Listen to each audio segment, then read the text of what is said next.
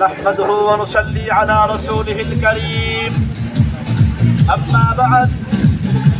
فأعوذ بالله من الشيطان الرجيم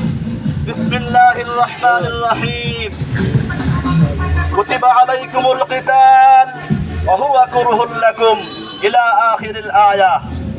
fascist মুক্ত জুলাই গণঅভ্যুত্থানের বর্ষপূর্তি উপলক্ষে ইসলামী আন্দোলন বাংলাদেশ আহত পীর সাহেব চরমনাই নির্দেশিত মোল্লাহাট উপজেলা শাখার আহ্বানে সদর ইউনিটের আয়োজনে আজকের এই বিক্ষোভ মিছিল ও মিছিল উত্তর সংক্ষিপ্ত সমাবেশের সংগ্রামী সভাপতি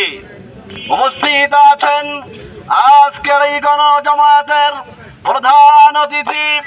উপস্থিত আছেন ইসলামী যুব আন্দোলন শ্রমিক আন্দোলন ছাত্র আন্দোলন শিক্ষক ফোরাম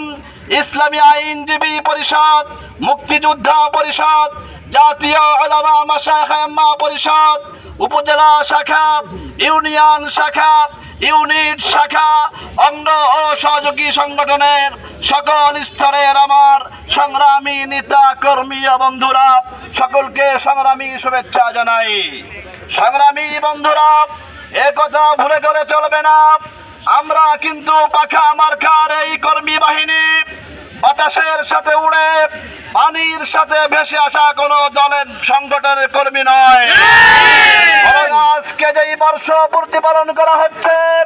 গত 1 বছর আগে 2024-এর 5ই আগস্ট আজকের এই দিনে ফ্যাসিস্ট খুনি হাসিনা যখন তার দরবারের সকলকে নিয়ে পালাতে সক্ষম হয়, এর একদিন আগে 4 আগস্ট যখন ঢাকার প্রাণ কেন্দ্রে শাইখ চরমনাই বলেছিলেন আগামীকাল গণভবন ঘেরাও করা হবে, আমরা দেখতে পাই অনেক নেতৃস্থানীয় ব্যক্তি এখন তারা বলে এই আন্দোলনের সাথে আমরাও ছিলাম। আমরা বলতে চাই, আমরা শুধু ছিলাম না, বরং বিজয় হওয়ার পরে অনেকেই ছিলাম বলতে পারে।